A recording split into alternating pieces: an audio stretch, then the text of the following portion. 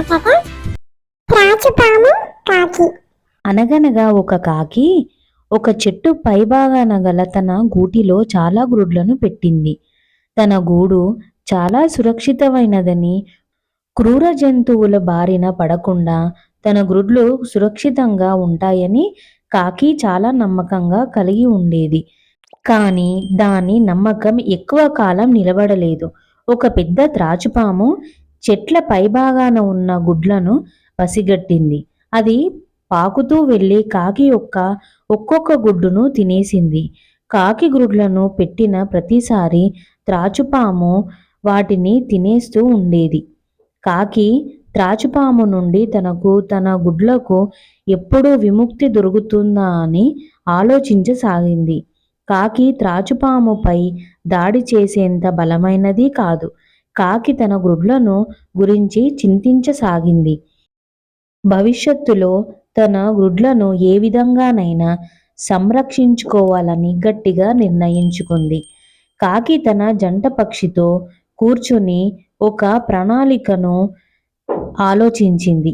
మరుసటి రోజు కాకి ఎగురుతూ రాజుగారి భవనంలోకి వెళ్ళింది. అక్కడ రాణిగారి హారాన్ని తీసుకొని గట్టిగా అరుస్తూ రెక్కలు ఆడిస్తూ అక్కడి నుండి ఎగిరిపోయింది. రాజుగారి భటులు కాకి యొక్క అరుపులు విని దాని నోటిలో గల హారాన్ని చూసి వారు కాకి ఎలా ఎగురుతూ వెళ్తుందో అదే మార్గంలో దానిని అనుసరిస్తూ వెళ్ళారు.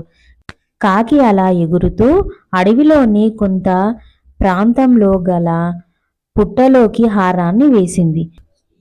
రాజభటులకు ఆ పుట్టలో ఏదో ఒక పాము నివాసం ఉంటుందని తెలుసు. అందుకే వారు జాగ్రత్తగా పుట్టలోని రంధ్రంలోకి మొదట తమ చేతిలోని బెల్లమును దింపి దాని సహాయంతో హారాన్ని వెతకసాగారు. మొదటిసారి బెల్లంతో పాటు పెద్ద త్రాచుపాము బయటకు వచ్చింది. అది తరచుగా కాకి గ్రుడ్లను తినే పాము.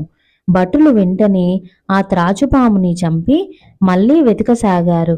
ఈసారి వారి బల్లెమునకు హారం చిక్కడంతో దానిని బయటకు తీసి దాన్ని తీసుకొని రాజుగారి భవనానికి తిరిగి వెళ్ళిపోయారు. కాకి ఒక్కసారిగా తన ప్రణాళిక ఫలించినందుకు గట్టిగా ఊపిరి పీల్చుకుంది. కొద్ది కాలానికి కాకి మరలా గ్రుడ్లను పెట్టి వాటిని పొదిగింది. ఇప్పుడు కాకి తన కుటుంబంతో చాలా సంతోషంగా జీవించసాగింది. నీతి: తెలివితో విజయాన్ని సాధించవచ్చు.